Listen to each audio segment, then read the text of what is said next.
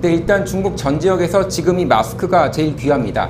지난달에 제가 한 대에 우리 돈 850원 정도 주고 샀는데 지금은 2,000원이 넘었고, 그러다 보니 정부가 개입하는 상황까지 됐습니다.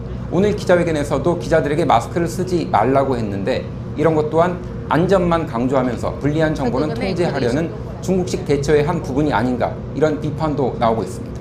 안녕하세요.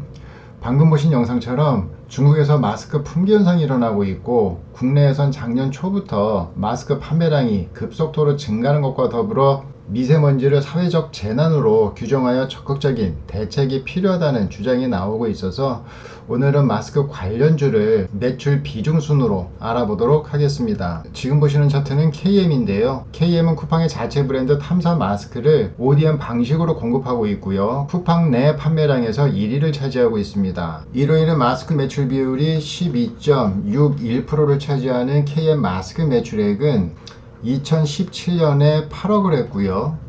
2018년에 52억을 했습니다. 그리고 2019년 3분기 기준으로 해서 78억을 했는데요. 4분기 포함 2019년 전체 매출액은 100억을 넘어가지 않을까 생각합니다. 그리고 마스크 생산은 안성 공장에서 만들고 있는데요. 3분기 기준 마스크 생산 가동률을 보시면 연간 가동 가능 시간 1440시간에서 875시간을 가동하고 있는데요. 이는 전체 가동률의 한 61% 정도에 해당합니다. 하지만 코로나 바이러스 진행 상황에 따라서 가동률은 충분히 더 늘어날 가능성이 있다라고 보시면 될 것 같고요. 자, KM은 보시면 상장 이래 최고가를 기록하고 있고요. 전 고점들을 지금 돌파한 상황입니다. 그래서 충분히 더 상승 여력은 있어 보이기는 하는데, 이러한 급등주들은 어떻게 흐름을 만들어 갈지 알 수가 없어요. 그래서 추가 상승 여력이 있는 종목들은 장중에 눌림 매매를 하는 수밖에는 없고요. 만약에 이 동 종목이 밀린다면 만원은 깨지 않는 선에서 조정이 들어와야 되고요. 만약에 만원을 깨게 된다면 그때는 코로나 바이러스 관련주로 보기보다는 그냥 미세먼지 관련주로 보시고 대응하는 게 좋지 않을까 생각합니다. 그래서 KM은 코로나 바이러스 관련주로 대응하실 때에는 만원을 깨지 않는 조건 하에서 조정시 매매 관점으로 접근하시고요. 그리고 충분히 현재 만들었던 종가 이상의 가격은 만들어낼 수 있는 종목이다 라고 생각을 합니다. 그래서 항상 이러한 급등 종목들은 예측은 하시되 철저한 대응이 필요하고요.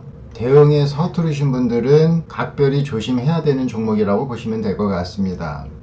자, 다음은 국제약품인데요. 국제약품도 보시면 안상 공장에서 마스크를 생산하고 있고요. 평균 가동률은 연간 가동 가능 시간 1400시간 대비 1295시간으로 92.5%의 가동률을 보이고 있습니다.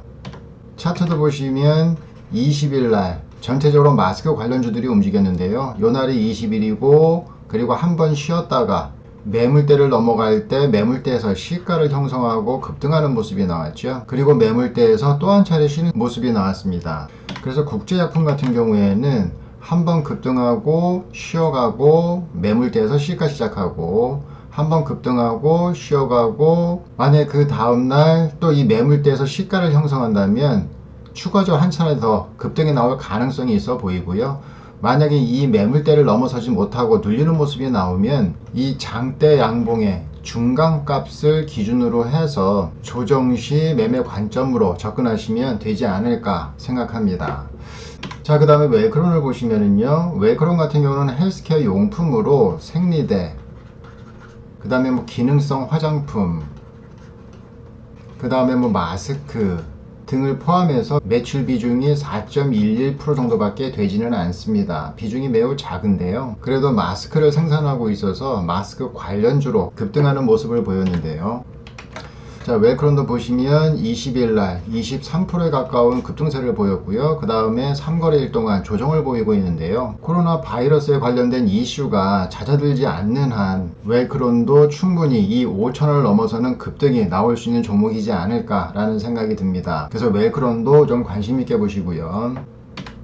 그 다음에 50도 보시면 50은 20일날 상한가를 갔고요. 그 다음에 상당히 큰 갭을 보이는 시가를 형성한 후에 또 한 차례 급등해 나왔습니다. 그 다음에 6,000원 언저리 6,000원 언저리 매물대에서 조정을 보이고 있는데요. 사실 오공 같은 경우에는 주력 제품이 다 아시다시피 접착제이고요. 접착제로서는 시장 점유율이 가장 큰 업체 중에 하나라고 보시면 됩니다. 그러다 보니 방진 마스크의 매출 비중은 재무제표에 나와 있지도 않는 상황이고요. 하지만 마스크를 팔고 있는 건 사실이니까 이렇게 매출 비중으로 보시면 앞서 언급했던 종목들에 비해서는 상당히 매출 비중이 작지만 그래도 마스크 관련주가 움직일 때 가장 먼저 상한가를 치고 갔던 종목이니만큼 좀 관심 있게 지켜보시고요.